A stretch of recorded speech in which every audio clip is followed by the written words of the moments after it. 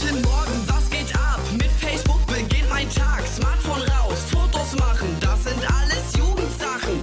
Meine Mom checkt's nett, für sie ist alles Hightech. Damals gab's kein Internet, jetzt schon, was ein Dreck. Ich mache Fotos